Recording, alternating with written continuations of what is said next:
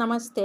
ಇವತ್ತು scripting technique ಬಗ್ಗೆ ಮಾತಾಡೋಣ. ಸ್ಕ್ರಿಪ್ಟಿಂಗ್ ಟೆಕ್ನಿಕ್ ಎನ್ನೋದು ಒಂದು ಬೆಸ್ಟ್ ಪವರ್ಫುಲ್ ಟೆಕ್ನಿಕ್ ಆಗಿದೆ.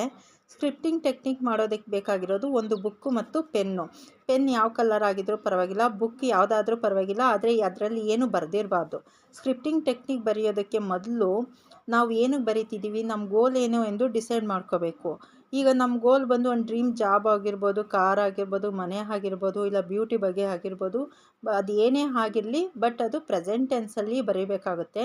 ನೀವು ಅಫರ್ಮೇಷನ್ ಬರೀಬೇಕಾದ್ರೆ ಪ್ರತಿದಿನ 11 ಟೈಮ್ಸ್ ಬರೀಬೇಕು ಬೆಳಗಿನ ಜಾವ. ನಂತರ ಪ್ರತಿ ರಾತ್ರಿ ನಾವು ಆ ಅಫರ್ಮೇಷನ್ನ ಓದಿ ವಿಜುವಲೈಸ್ ಮಾಡಬೇಕು ಮತ್ತು ಯೂನಿವರ್ಸ್ಗೆ ಧನ್ಯವಾದಗಳನ್ನು ಹೇಳಬೇಕಾಗುತ್ತೆ.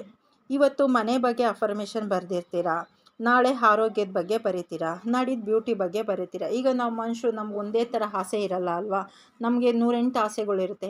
ನಿಮ್ಮ ಆಸೆಗಳನ್ನೆಲ್ಲ ಪ್ರತಿದಿನ ನೀವು ಆ ಬುಕ್ಕಲ್ಲಿ ಬರೆಯೋದ್ರ ಮುಖಾಂತರ ನಿಮ್ಮ ಎಲ್ಲ ಆಸೆಗಳನ್ನು ಈಡೇರಿಸ್ಕೋಬೋದಾಗಿದೆ. ನೀವು ಪ್ರತಿನಿತ್ಯ ಹೀಗೆ ಮಾಡೋದ್ರಿಂದ ನಿಮ್ಮ ಸಬ್ಕಾನ್ಷಿಯಸ್ ಮೈಂಡ್ಗೆ ಬೇಗ ತಲುಪಿ ನಿಮ್ಮ ಡ್ರೀಮ್ ಫುಲ್ಫಿಲ್ ಆಗುತ್ತೆ.